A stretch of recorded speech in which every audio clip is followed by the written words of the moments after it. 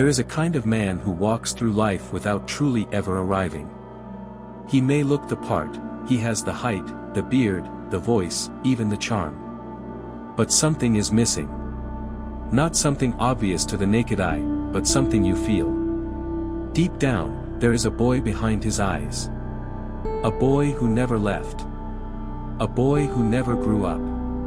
You can see it in the way he runs from responsibility, how he recoils when commitment knocks on his door. You can hear it in the way he speaks, so full of dreams, but so void of direction. He floats from job to job, woman to woman, plan to plan. He plays, he fantasizes, he promises. But when it's time to act, to stay, to lead, he vanishes. This is the man Carl Jung tried to explain. He called him the Puer Aeternus, the eternal boy. And he is everywhere. Jung did not see him as evil. He's not a villain. In fact, many are drawn to him at first. He is magnetic, creative, and exciting. But his magic fades when reality calls. And then comes the disappointment, the heartbreak, the wreckage. The partners who waited for him to change. The friends who gave him too many chances. The family who watched him age but never evolve. But how does a man become this way?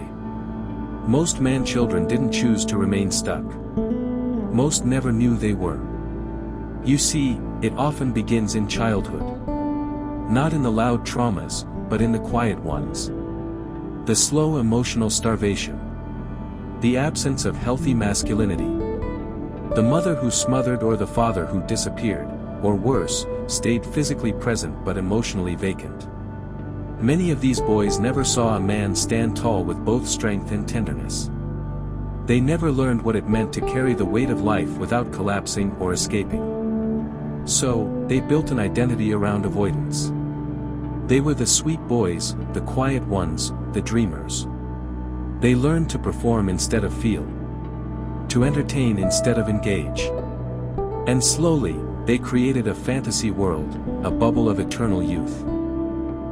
Where consequences didn't exist, and pain was numbed through distraction. Through video games, casual relationships, substances, endless scrolling, or the next big idea that would, finally, change their life. They began to worship freedom, but misunderstood it. True freedom comes from discipline. From becoming someone you can rely on. But they feared discipline. To them, it felt like suffocation. Like losing the last piece of themselves they had left. So they ran from it. Again and again. Even when it hurt the people who loved them. Carl Jung saw this pattern clearly. He said that the Puer Aeternus archetype avoids maturation because it requires him to face the shadow, the dark, buried parts of himself. Growth demands death. The death of fantasy, of delusion, of childhood innocence. But the man-child doesn't want to die, even symbolically. So he clings to adolescence. He makes immaturity look like individuality. He calls it rebellion. He tells himself he's different. But really, he's just afraid. Afraid that if he tries, he'll fail. Afraid that if he opens up, he'll be abandoned. Afraid that if he grows up, no one will want him anymore. So he becomes emotionally slippery. Always moving, always talking, always charming. But never grounded. Never still. Never real. And the cost is devastating. He often wakes up one day and realizes he's alone. That the woman who loved him grew tired of waiting. That the dreams he once had are dust. That his friends now have families and homes and roots, and he has stories, excuses, and regrets. He looks around and sees the world has moved forward, and he hasn't. And in that moment, the pain he's been avoiding crashes down like a wave. It breaks him. Some don't survive that moment. Some numb themselves even harder. They blame others. They become bitter, sarcastic, withdrawn. They say life is unfair, that women only want rich men, that good people finish last. But deep down, he knows. He knows he ran. He knows he never showed up. And that truth is unbearable. Others try to change. They begin the long, painful process of becoming a man, at 35, 45, even 60. And it is brutal. Because becoming a man late in life is like learning to walk with broken legs. The world has no patience for you. You have no map. And the people you hurt along the way may never forgive you. But some still try. And that is where hope lives. Jung said that a man becomes whole when he confronts his unconscious. That means owning your failures, your fears, your shadow. It means grieving the childhood you never had, the father you never knew, the love you never felt. It means forgiving the people who hurt you, but not excusing them. It means choosing to grow, even when it's lonely. Especially when it's lonely. To the man-child, emotions feel like enemies.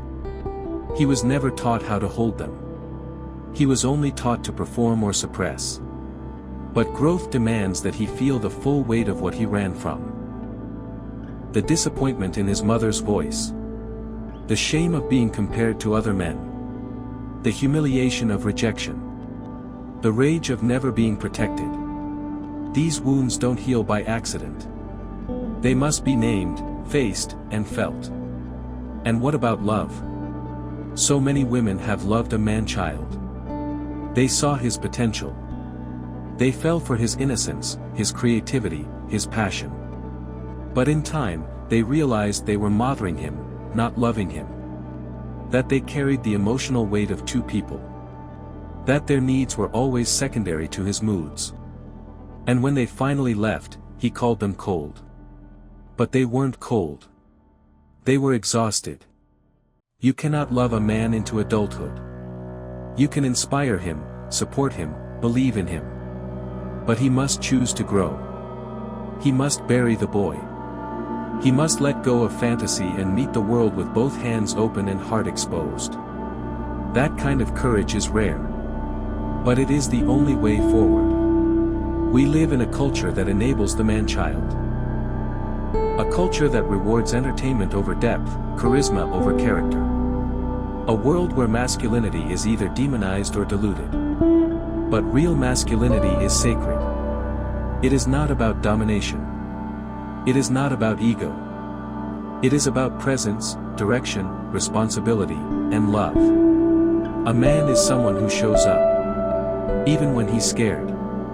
Especially when he's scared. He tells the truth. He protects the weak. He builds, even if it's slow. He honors his word. He knows when to speak and when to listen. He doesn't chase comfort. He chases meaning. To the men who feel this speech in their bones, who see themselves in these words, there is still time. You are not broken beyond repair. But you are not a boy anymore. No one is coming to save you. No one will carry you. That was the wound. But this is the reckoning. You must carry yourself now. Find mentors. Do the inner work. Go to therapy. Apologize to the people you hurt. Cut off the distractions. Build a code. Stick to it. Stop hiding behind charm. Stop laughing away your pain. Let it break you open. Let it hurt. Let it change you. Because there is a man waiting inside you. A man you've never met. A man who is whole, grounded, steady. A man who doesn't need to be the center of attention to feel worthy. A man who creates safety just by being in the room. He is not loud. He is not perfect. But he is real. And when you meet him, when you become him, you will look back at the boy you were, the boy you protected for so long, and you will say, "Thank you for surviving. But now it's my turn to lead." Growing up isn't the end of freedom. It's the beginning of it. The boy dreams. The man builds. The boy escapes. The man endures. The boy wants to be loved. The man learns how to love. And in the end, the world doesn't need more boys pretending to be men. It needs men who've buried the boy with tenderness, and risen from that grave with purpose. Men who've stopped running, and finally, decided to stay.